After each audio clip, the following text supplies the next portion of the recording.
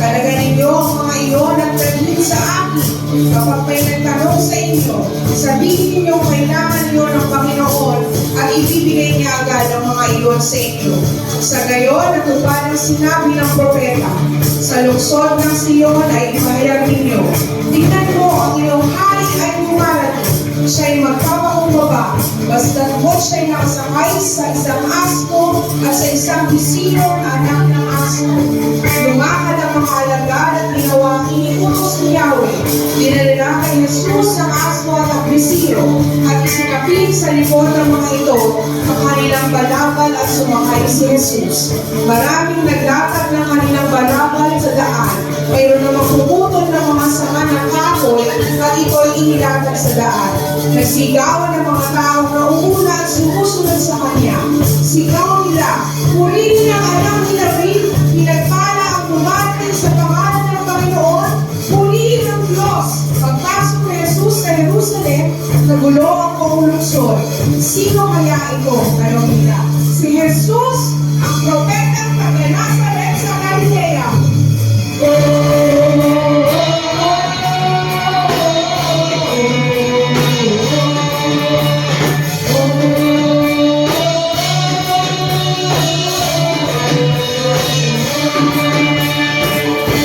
Purihin si Yahweh sa kanyang kabutihan. Pag-ibig na tunay, laging tapat kailanman.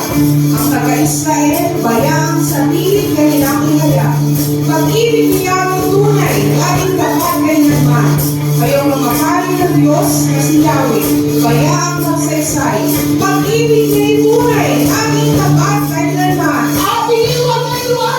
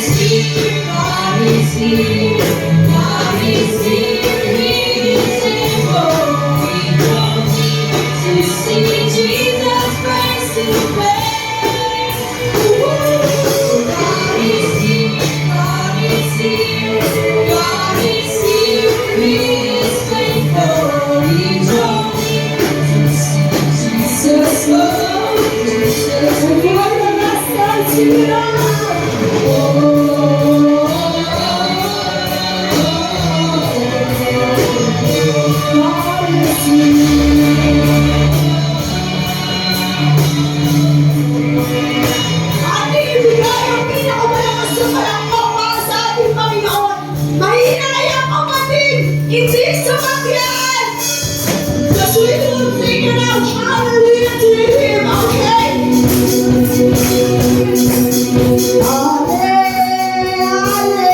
Hallelujah. You get all the praise. We say hallelujah. You get all the praise always.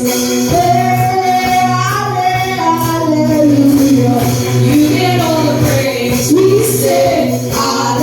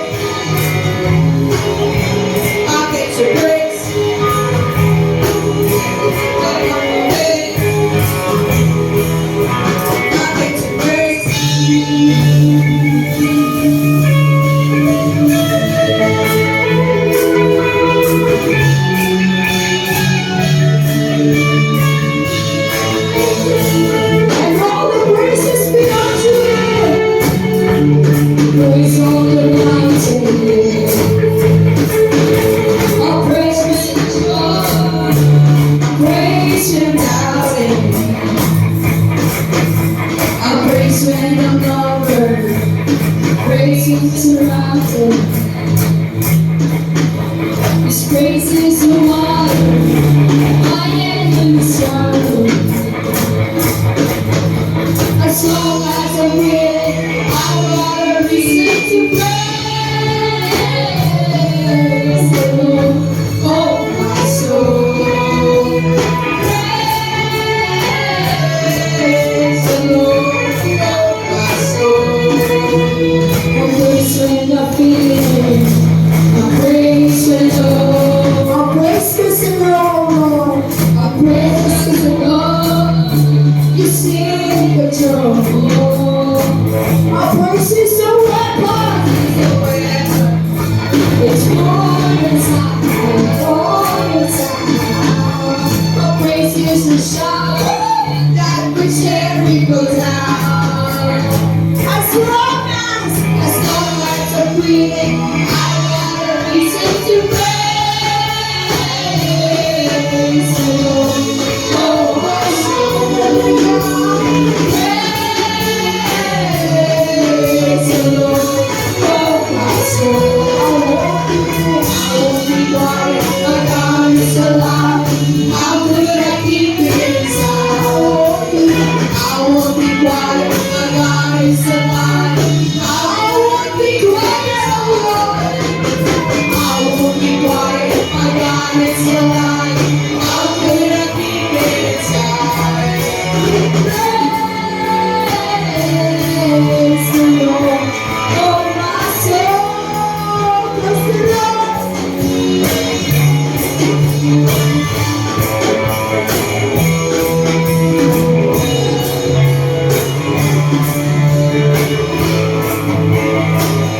Salamat Panginoon ng pinakamataas sa mabuting pasasalamat.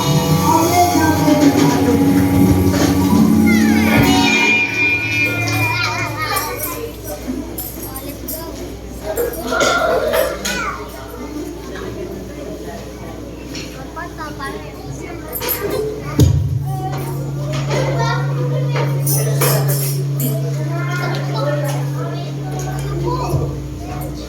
O Yahweh, sana iyong kahabagan, sapagkat ako ay nasa kaguluhan. Namamagana ang mata dahil sa pagluha. Buong pagkatao ko ay may inang mahinan. Sobrang pinagod ako ng aking kalungkutan. Dahil sa pagluhay, umikli ang aking buhay. Pinangina ako ng mga suliranin, pati ng mga buto ko ay naaagnas na rin.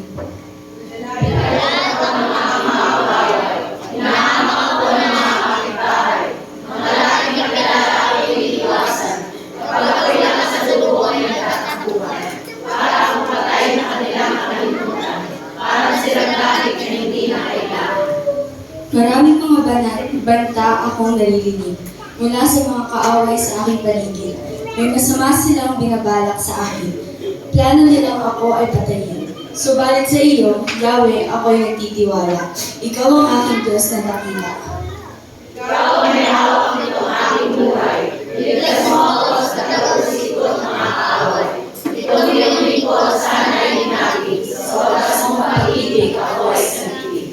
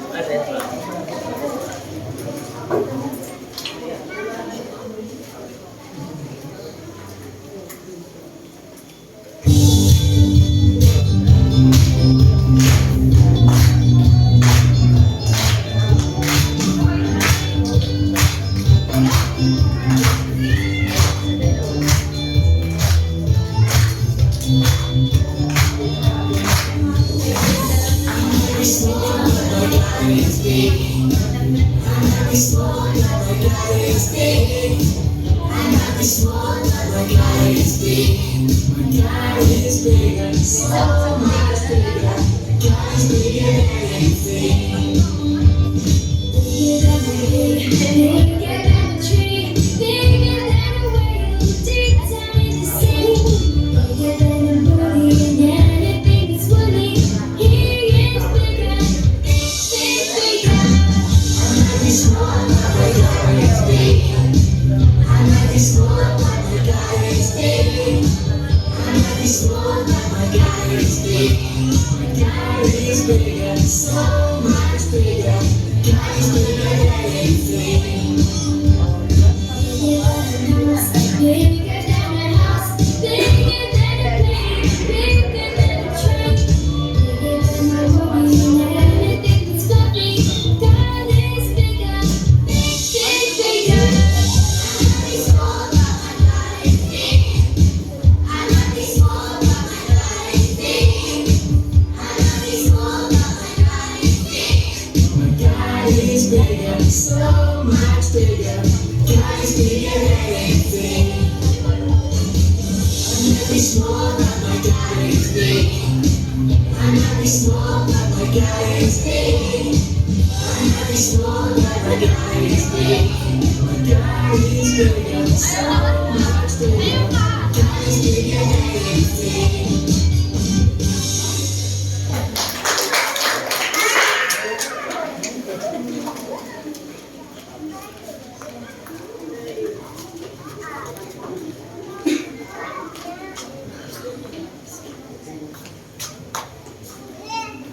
Atin po ipanalangin ng mga bata. Lord, maraming salamat po sa mga batang ito na iyong ginamit para magpakita ng mga talento at pasalamatan ka. Gabayan niyo po sila sa kanilang pag-aaral at paglalaro. Gabayan niyo rin po ang kanilang magulang na patuloy na gumagabay sa kanila sa araw-araw. In Jesus' name, Amen.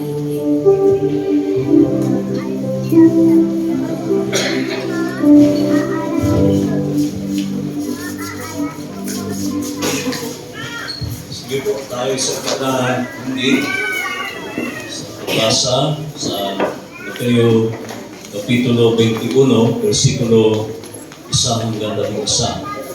Ang salita ng Diyos. Malapit na si Jesus sa Jerusalem. Pagdating nila sa nayo ng Bethphage na nasa bundok ng mga Olivo, pinauna ni Jesus ang dalawa niyang tagasunod at sinabi, pumunta kayo sa susunod na nayo. Makikita niyo roon ang isang asno na nakatali kasama ang bisiro nito. Talaga ninyo ang mga ito at dalhin dito sa akin. Kapag may sumita sa inyo, sabihin ninyong kailangan ng Panginoon at hahayaan na niya kayo. Nangyari ito upang matupad ang sinabi ng propeta. Sabihin ninyo sa mga naninirahan sa Sion o Zion na paparating na ang kanilang hari. Mapagpakumbaba siya at nakasakay sa asno, sa isang bisirong asno. Lumakad nga ang mga tagasunod at ginawa ang iniutos ni Jesus. Dinala nila ang asno at ang bisiro nito kay Jesus. Sinapinan nila ang mga ito ng kanilang mga balabal at sumakay si Jesus. Maraming tawang naglatag ng kanilang mga balabal sa daan. Ang iba naman ay pumutol ng mga sanga ng kahoy at inilatag din sa daan.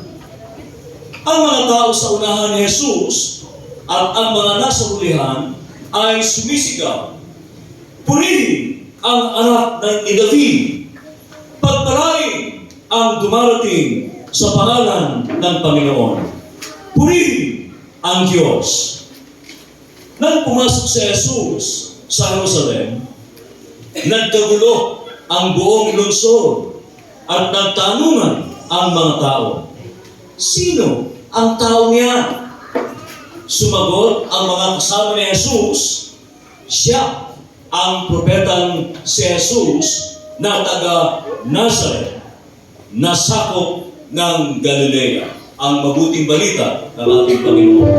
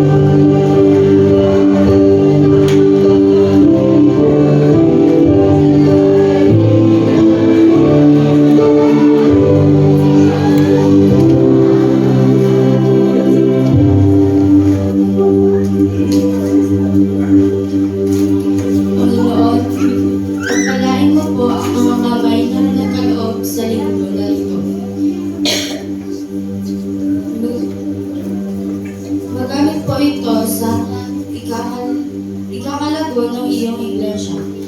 Ibalik mo po ang ikatiglig at mga palad.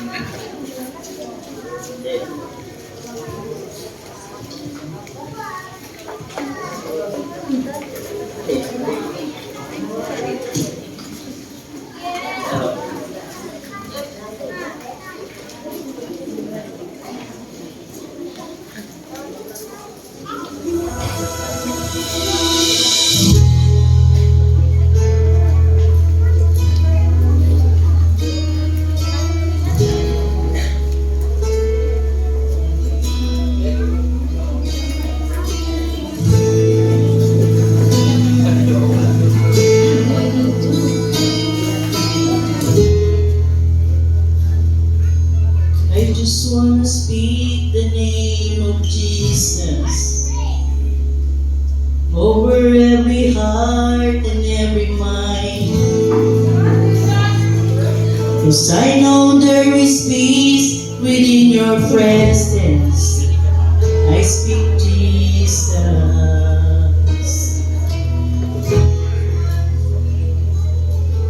I just wanna speak the name of Jesus till every dark addiction starts to break, declaring there is hope and there is freedom.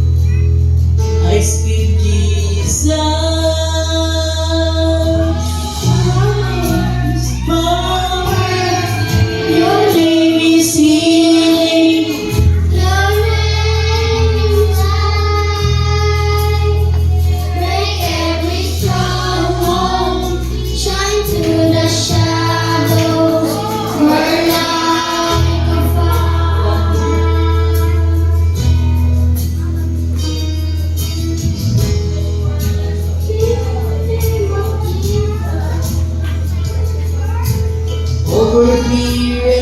soul and society.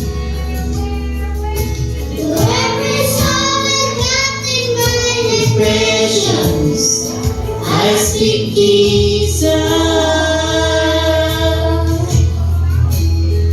Your name is power. Your name is healing. Your name is life. Break every stronghold. Shine through the shadows. Burn like a fire.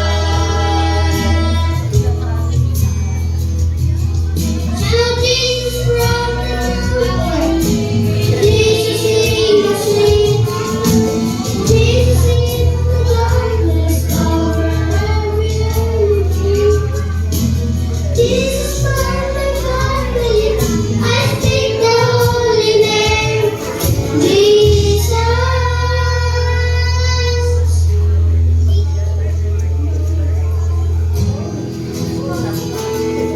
Churches upon the mountains, Jesus in the streets, Jesus in the darkness over every enemy, Jesus for the family, I speak the holy name, Jesus.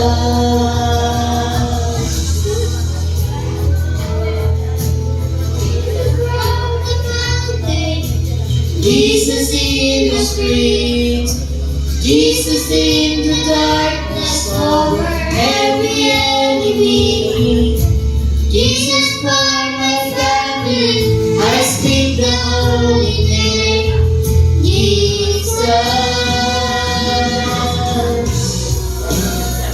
Your name is power, your name is healing, your name is life.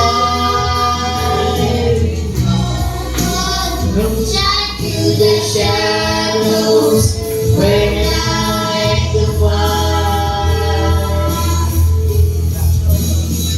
Your name is power, your name is healing, your name is life. Break every stronghold, shine through the shadows, burn like a fire.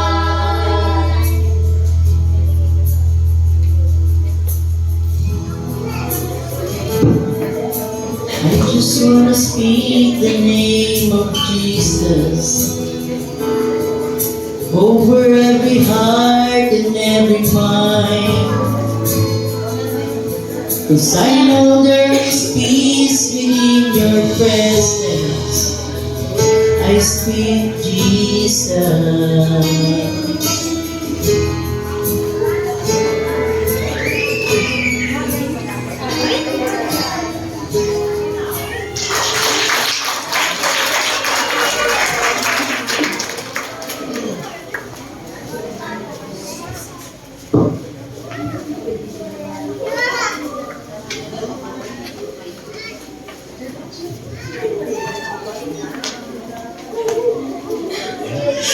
Lagi natin mic dito.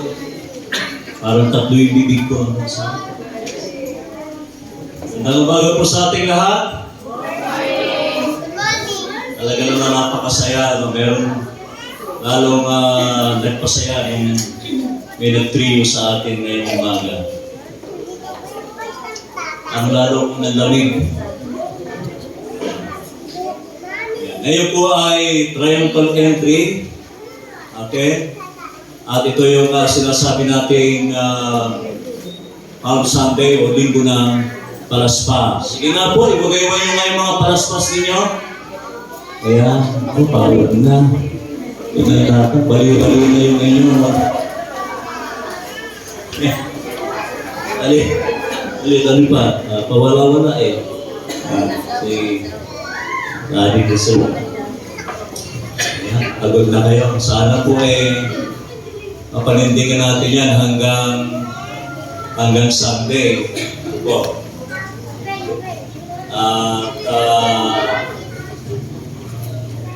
Tama ay, alam natin, meron pang ilang araw na parating, ano po. At yan yung ating Huwebes Santo at Biyernes Santo. Alam nyo, ano din, talagang siguro sinasadya din ng Diyos na tumaas ang, magkano na ba ngayon? 150 na. 150 na.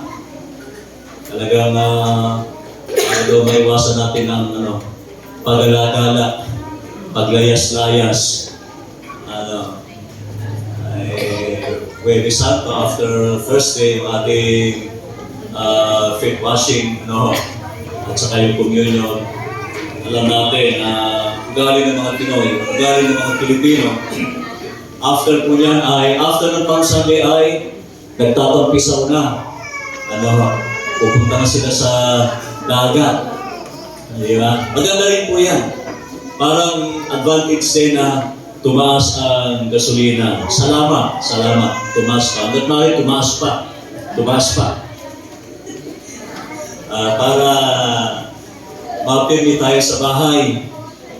Dahil alam natin ugali ng mga Pilipino, ganitong panahon ay kanya-kanya ng tampisawan yan sa dagat, beaches, swimming pool. Doon nila ginugugol yung panahon ng Semana Santa. Kanina po sa ilang announcement natin, maliban ko sa announcement before ng ating worship, ay nababasa naman natin yan sa ating mga messenger, mga kapatid. Ngayon po ay Linggo ng Palaspas. Dapat nga po, meron pa yan hindi na natin yan. At alam natin ang ating nakamulatan ng Palaspas ay yan daw ay mga agimat o anting-anting. Makakala niyo po, agimat yan, anting-anting ha. Kaya kung namin kayo pinagdala ng Palaspas, para pag may narinig kayo nagdadagdalan dyan, pakihampas niyo po sila. Pag nagdadagdalan at pinag-uusapan ng buhay na may buhay. Alam niyo ba si mga gabi ng Atibanan? Pag narinig niyo po ay pakipagpagan nyo lang at yung dumi ng Palaspas ay mapunta sa kanila at matigil ang mito. Sige. At masyadong yung tinatawag natin triumphal entry o yung tinatawag natin isang welcoming ceremony. Ganyan po ang parang nakikita natin sa mundo ng panahon ngayon. Pag may mga state visit, dumadating ang mga head of state ng mga bansa, talagang naka-red carpet pa. Pero ito, wala pong red carpet. At ang sabi doon ay, mga balabal at mga sanga o palmera. Nung pa ako nangigib sa may malaking bahay, ang palmera, meron pa ng tao. Pero maiba naman. Yan po ang sinasabi dyan at ang sabi doon ay, Hosanna to the Son of David. Talagang hindi mawawala yung political. Kasi si David ay isang political. Hindi lang siya isang political, kundi isang religious na tao. Nahahati sa dalawang pagkatao ang buhay ni David. Kaya sabi, Hosanna to the highest.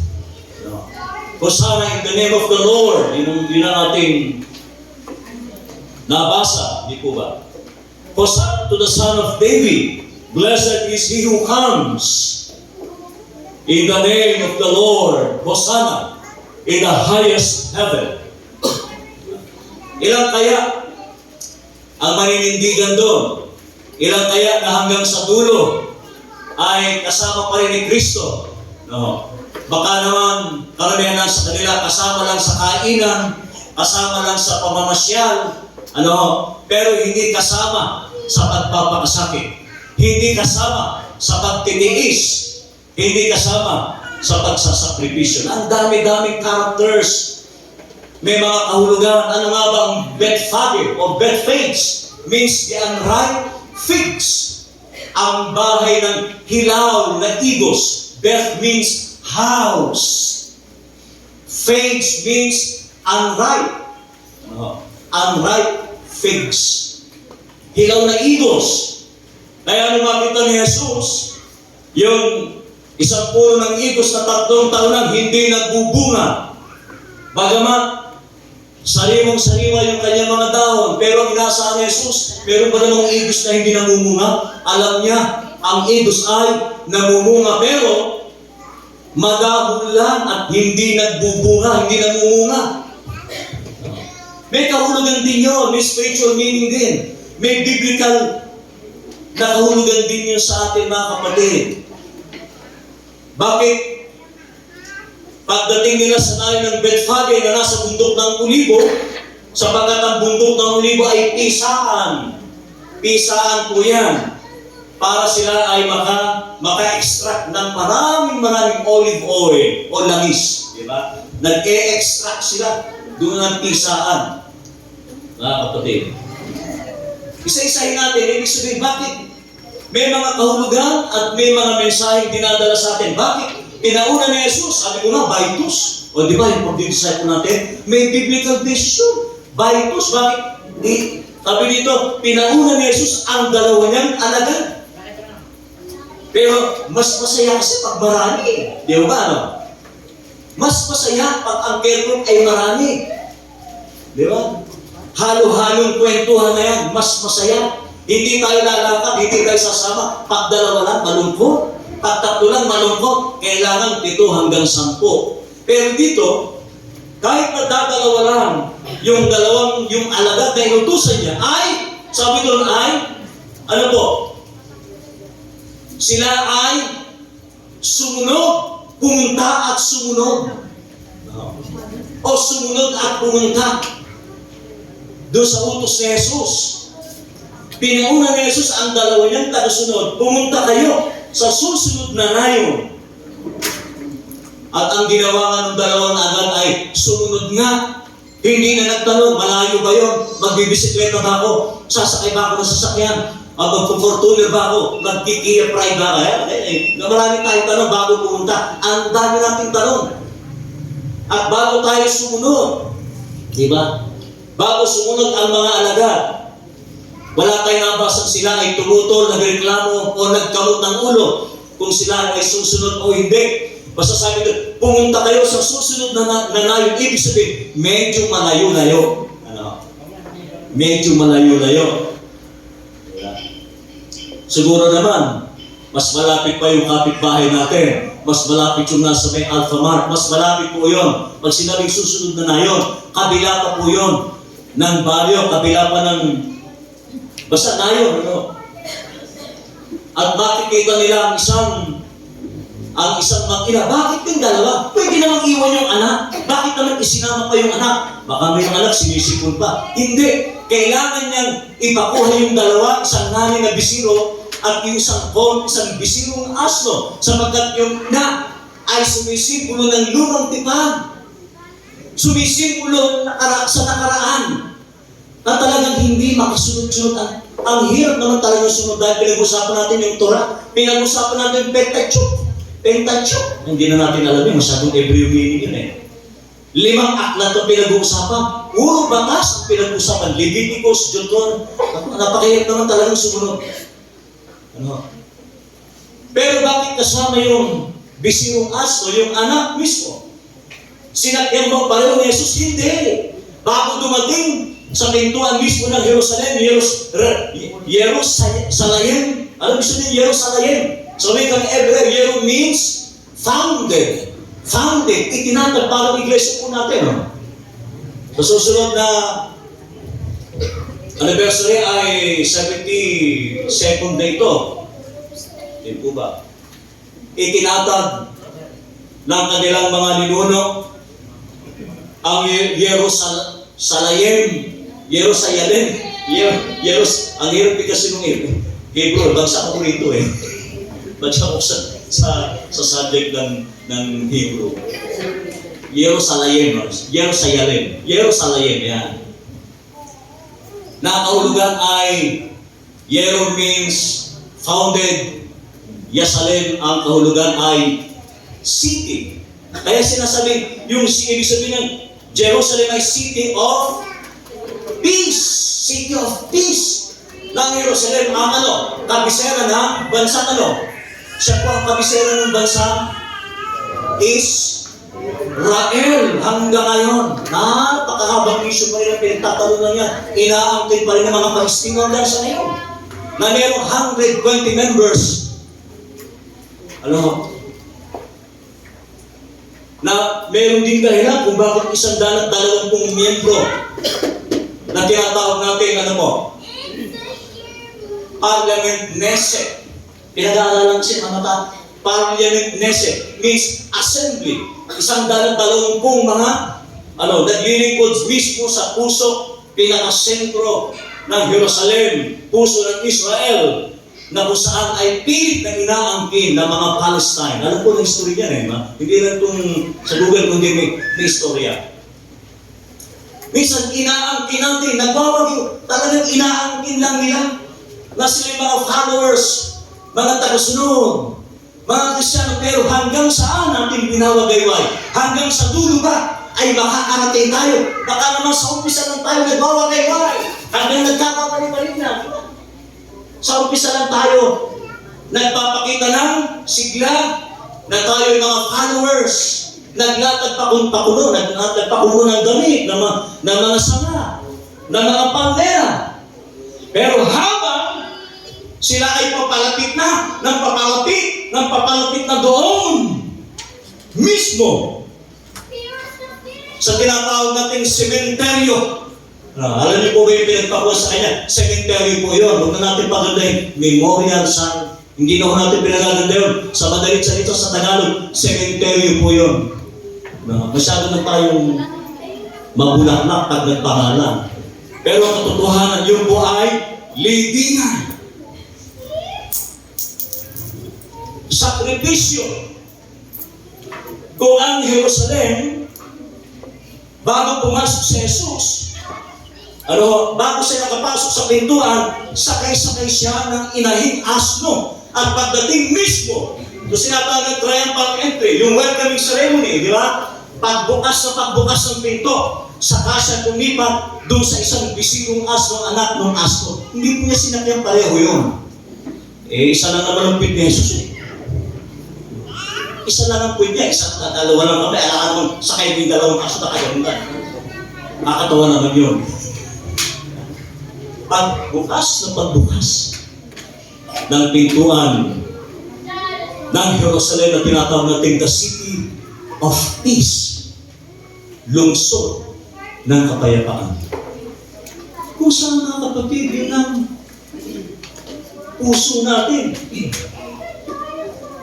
Kung ang iglesia, ang kapilya, dito rin natin inaangkin at kinukuha, nakakakuha tayo ng tagaan sapagkat ito yung tinatawag the City of Peace, lungsod ang iglesia ng kapayapaan. Ito yung iglesia o kapilya o church o assembly, yasawag natin the Parliament Knesset. Pinakapuso. Yun ang gustong puntahan ni Jesus sapagkat ang Jerusalem talaga naman ang dumi-dumi na. Kaya kumapasin po niya, pagdating niya sa Jerusalem, doon mismo sa templo, grabe na. Kaya talagang siguro sumabog na si Jesus. Nagalit na siya. Hindi lang basta siya nagsalita. Hindi lang basta sa sumigaw. Kung hindi, ipinagtataon pa niya, pinagsisipa. Lahat ng mga nakita niya, mga illegal na gawain sa harap mismo. At sapagkat, kaya siya pupunta doon sapagkat meron siyang dapat linisin sa puso ng Jerusalem. At ang Diyos din, kaya di siya pumarito sa atin. Meron din siyang gustong linisin sa buhay natin, sa puso natin. At kung ano man yung gusto niya linisin, ito mga kapatid, hindi malilinis kung hindi papapasukin. Hindi makakapasok si Jesus kung hindi natin bubuksan yung pintuan ng Jerusalem, yung puso natin. Kung gusto natin linisin at sarado pa rin, nakakandado pa rin, ayaw natin magpalinis, hindi malilinis. Yung tinatawag natin kabisera ng bansang Israel. Diba? Bakit nga ba? Para mas mabilis sana. Parang yung ating 3 wheels. Parang aso yan. Hindi yan Fortuner. Hindi rin yan Raptor. Sino rin may sakay Raptor? Alaga lang. Pag kinumpara yung dalawa, yung Trailers natin, sakay Raptor. Saan kayo sasakay? Saan kayo sasakay? Sa Raptor? Sa Ford Raptor? O sa napaka-kisig na Trailers natin? Nasaan yung Trailers? Nawawala na yata. Para sa kabila. Pero habang sinasakyan ko po yan, enjoy na enjoy ako. Feeling ko nakasalaw sa Raptor. Pag mag-isa mo ako, nag-uunchit ako yan eh. Pag mag-isa lang ako, pero pag sakay ko ng mga kababayan sa Dulong Malabon, alam namin si Kuya Doming, basta, gusto ko na tatanong ko yung mga dinadaanan natin. Ay di, para kami nasa prosesyon. Pagbigyan, gusto ganun kabaga. Prosesyon tayo ngayon. Susunod, gagawa na kami ng may music para talagang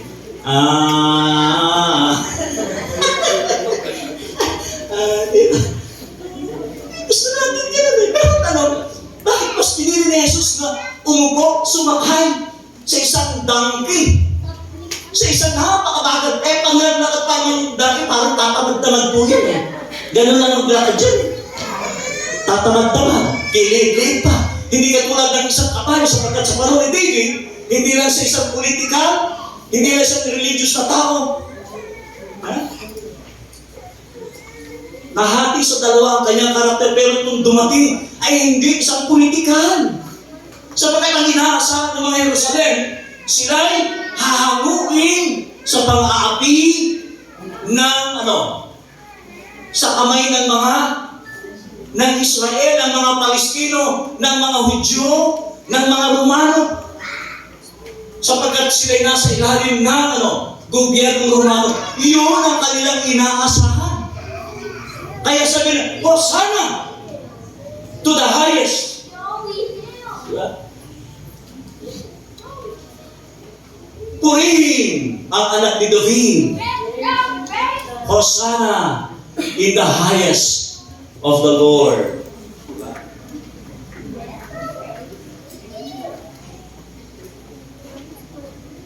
At bagaman isang sa umpisa ay parang nakakamangha, napakasaya ng mga tao, na para sa kanila yun ang mismo ang kasagutang solusyon sa kanilang matagal ng problema.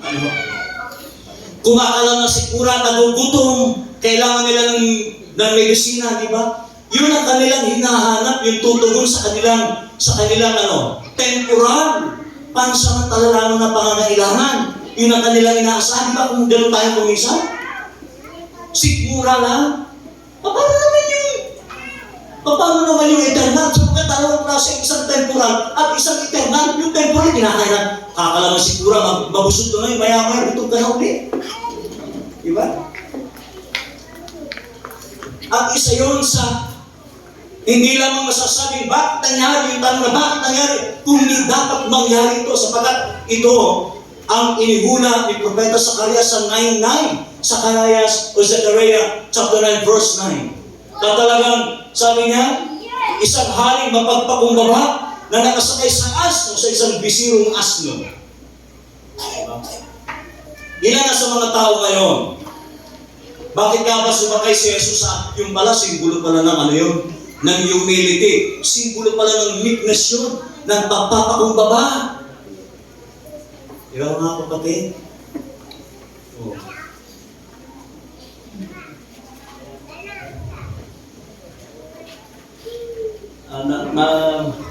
Masaya ako sa ginawang reenactment. Talagang pinaghandaan mabuti. Feel ko yung ginawa na yan, talagang pagsalubong sa isang sa isang hari, hindi isang political king, kundi isang religious king or spiritual king. Saan tayo mga kapatid? Tayo ba madalas ay tumitingin lamang sa mga bagay na pansamantala? Hanggang saan ang mararating natin? Hanggang Webes, Biyernes, sapagkat after Friday, Holy Friday, ano na kasunod nun? Sabado de Gloria, pagkatapos na ay pagkabuhay na kaya, pagkasaltalay na natin, tapusin na natin, panindigan na natin. Hindi po yung marami lang tayo pag Palm Sunday. Ako sige, ang mga tao, napakarami lang. Pagka-linggo ng Parastas, after linggo ng Parastas, tataya ko yung aking, ano ba yung tataya ko? Tataya yung bisikleta ko. Tataya yung, yan ang astro ko, yan ang astro. Tataya yung bisikleta ko. Itong week na ito, marami na sa mga tao ngayon, nasa beaches, nasa swimming pool. Tama ba ako o mali? Sigurado yan. Ako ba naman, tayo ba naman maglilihimang pa? Sigurado yan, itong week na ito. Hindi na natin tatapusin yung Webes, Friday, Thursday, Friday. Sigurado yan. At maging ang Easter Sunday natin.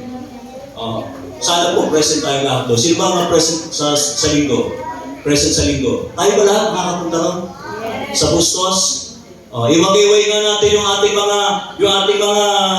mga pupunta sa Bustos. Iwag-iway. Wala kami lang ang pupunta dito, Merly. Naman. Babae. Anggap lang, ha?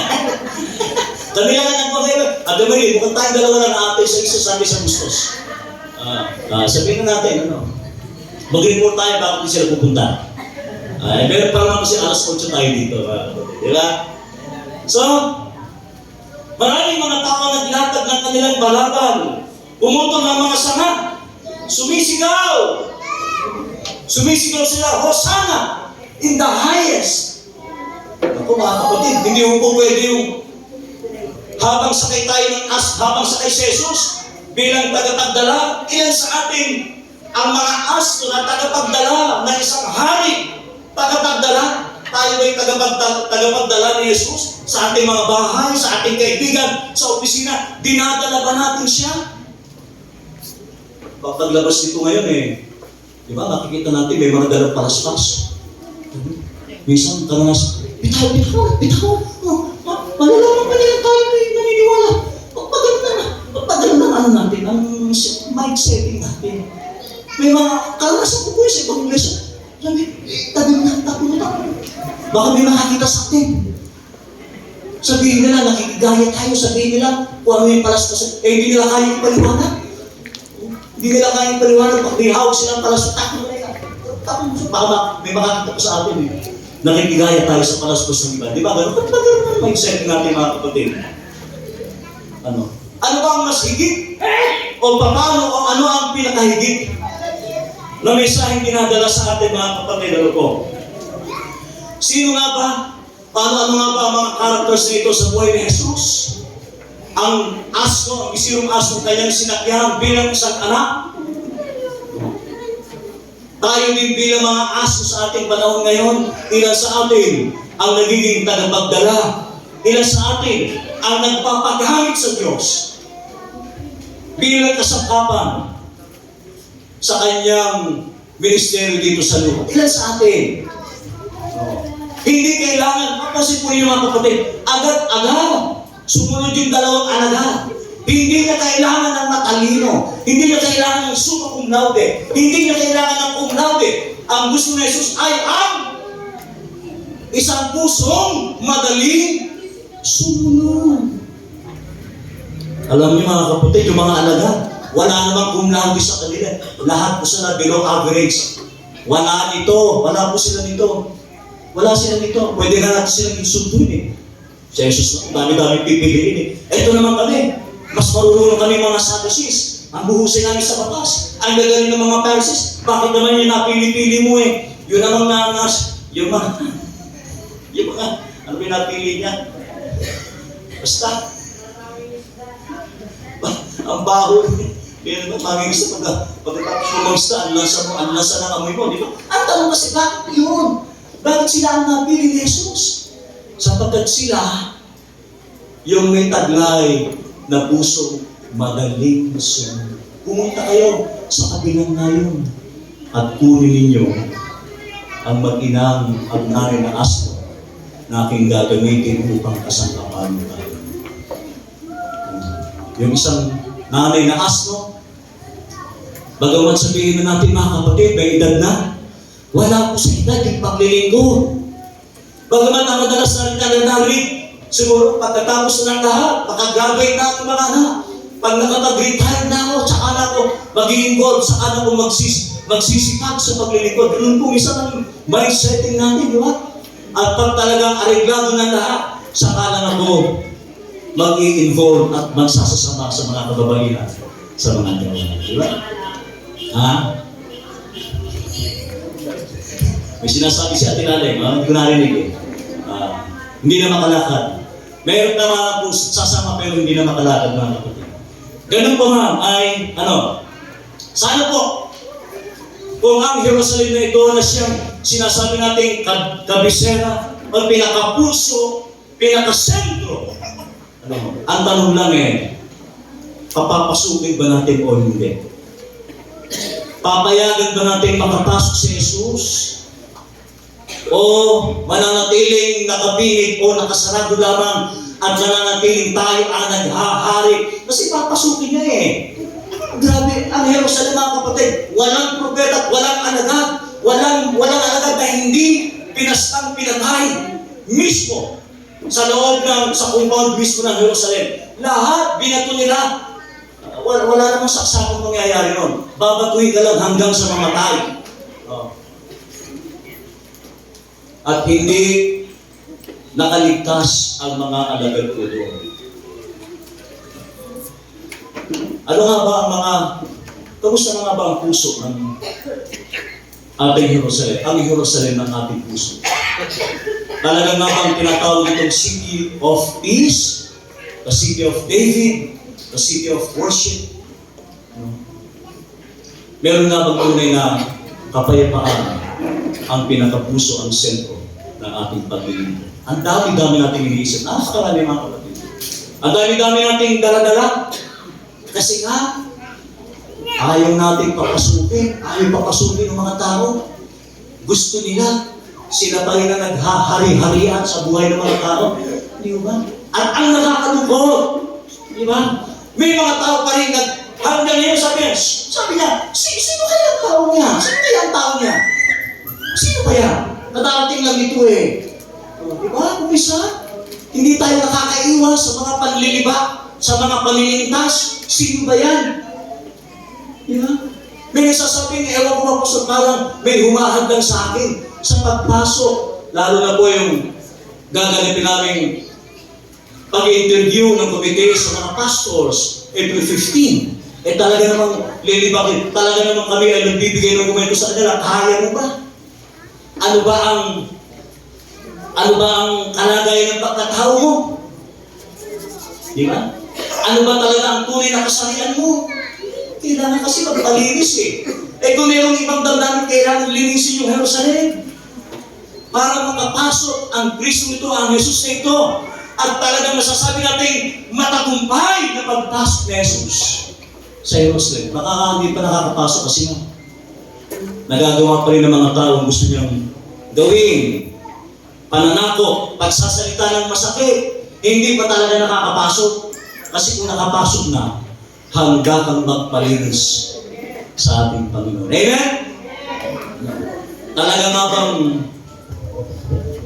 nakapasok na si Jesus sa ating mga puso bilang Jerusalem? Siya nga ba ang propeta? Yun ang tanong ng mga tao. Sino ba ang tao niyan? Minsan tinatanong tayo, parang hindi siya yan dati ganito yan. Dati ganito yan, pero parang nagbago na yung kanyang pagkatao. Nagbago na yung kanyang ugali. Kung isa na talagang natatakot tayo na husgahan ng mga tao. Ganun pa man, ay nagpatuloy si Jesus na pumasok sa Jerusalem. Bagamat maraming mga tao nagtatanong, sino ba ang tao niyan? Ang bago-bago bigla na lang parang nagkaroon ng isang napakabonggang Jesus na triumphal entry ng isang welcoming ceremony. na hindi naman naka-red carpet, nakasakay na naman sa aso, sapagkat kung kabayo, maaari pa sa body. Kung siya nakasakay sa isang kabayo, sapagkat sa panahon nga kailangan sa kabayo ka sumakay. Bakit laging pasalungat si Jesus pag sinabing, kamuyan mo, kaaway mo? Pag sinabi naman ni Jesus, ibigin mo ang, diba? Lagi siyang pasalungat. Pag sinabi ng mga Romano, dapat sa kabayo sasakay. Ang gagawin naman ni Jesus, sa asno siya sasakay. Laging pasalungat, di ba? Hindi siya basta-basta sumasang-ayon sa sinasabi ng iba. Hindi siya basta nakikinig sa sinasabi ng iba para magpa-apekto.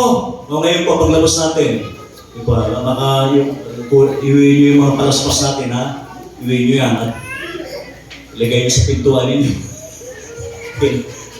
Nakakatuan, lalagay na lang sa pintuan. At para ano daw yung pantalon. Nawa? Ano? Ay mas lalong higit, mas malalim na maging pagninilay-nilay sa atin ang matagumpay na pagpasok ni Jesus sa Jerusalem. Hindi po ito isang drama lang. Na linggo-linggo at taon-taon na lang pinapakinggan natin. At tuwing darating ang Semana Santa 40 days ay hinihintay-hintay natin. O alam ko, di ba? Hindi ako kahit na ganun mas maganda pa rito. Ako talagang napahanga ako sa bagamat ano pa lang, baka meron pang higit pa dyan baka mas maganda pa yeah? At magagaling, napaka-creative, napaka-husay ng inyong pre-enactment, Pero pagkatapos nito, hanggang saan tayo makakasama ni Jesus? Hanggang Miyerkules Santo lang ba? Biyernes Santo, Biyernes Santo, o hanggang sa pagkabuhay na maguli? Lahat daw po ng mga sumama ay kasama sa pagkabuhay na maguli Kasama ba kayo? Alagay nyo makakasama kayo? Kailangan po ngayon samantalay natin pagkakataon, baka sa Lunes hindi na tayo magkita-kita.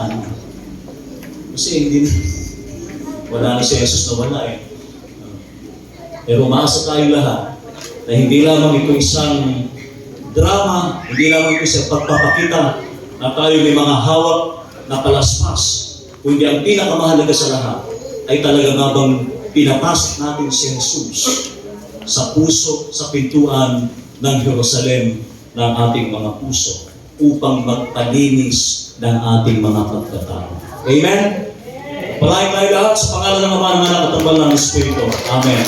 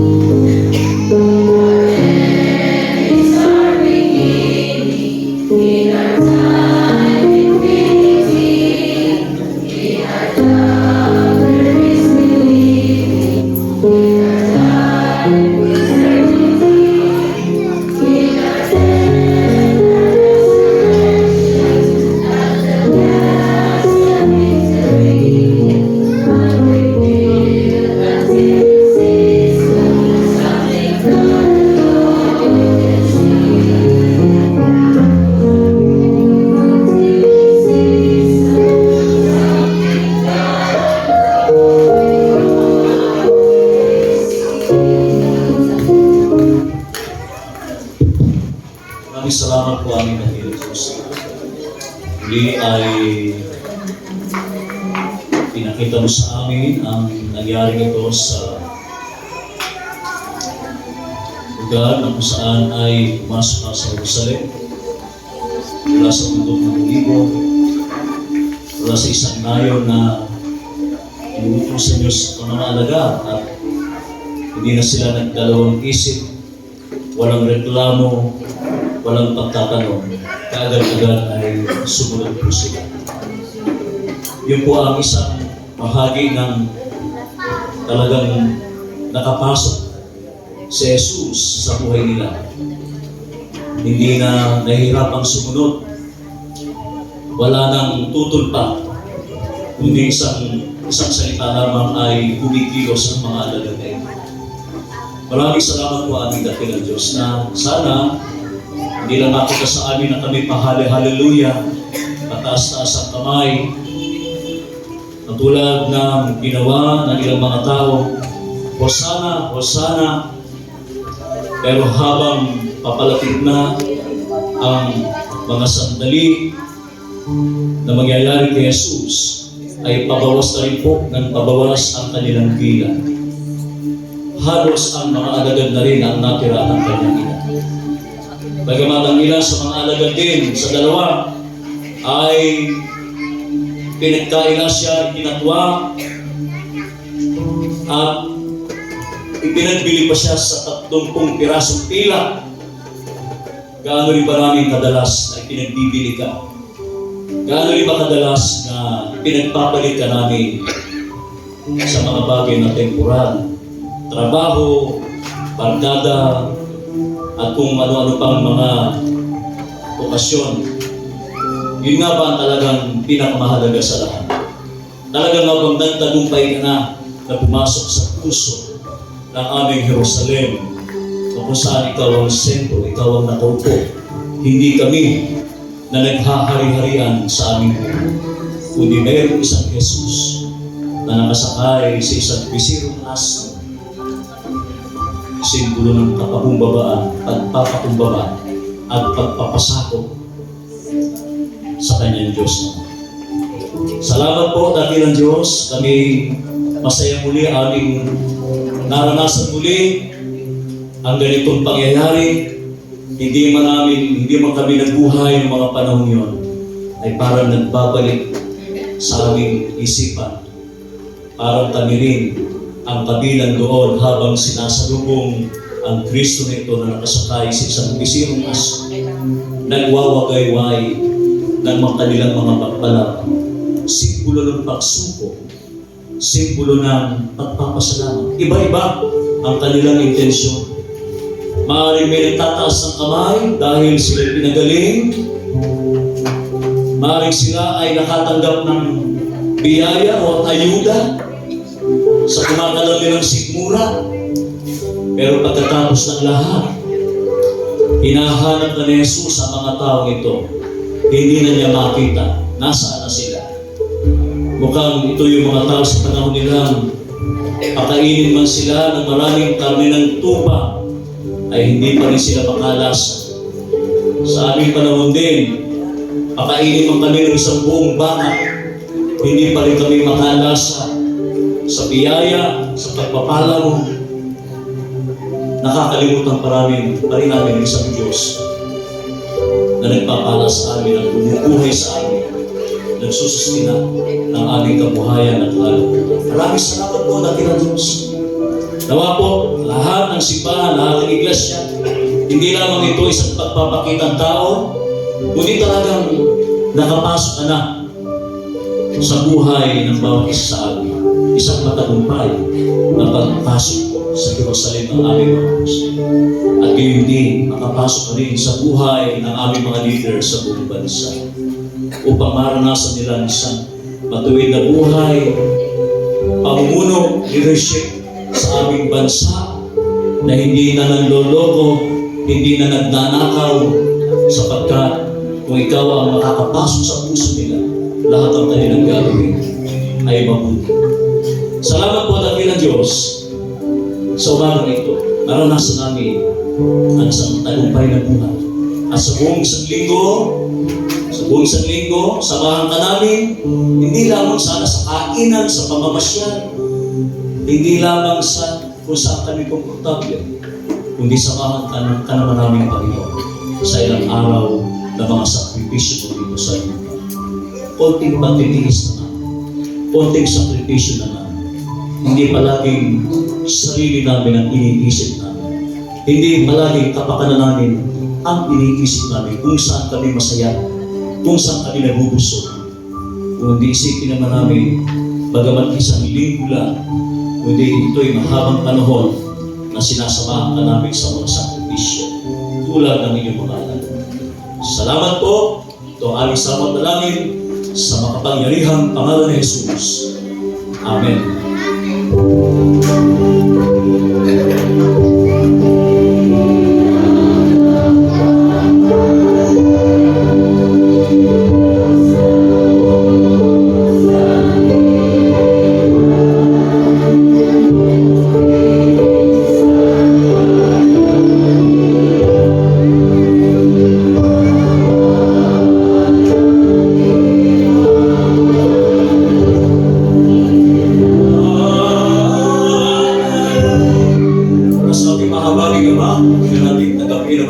Biyaya at patuloy na pagliligtas ng ating Panginoon Kristo na siyang buwis at sakripisyo ng kanyang buhay para sa ating lahat.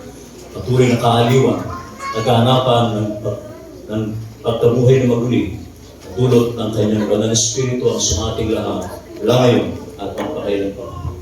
Amen.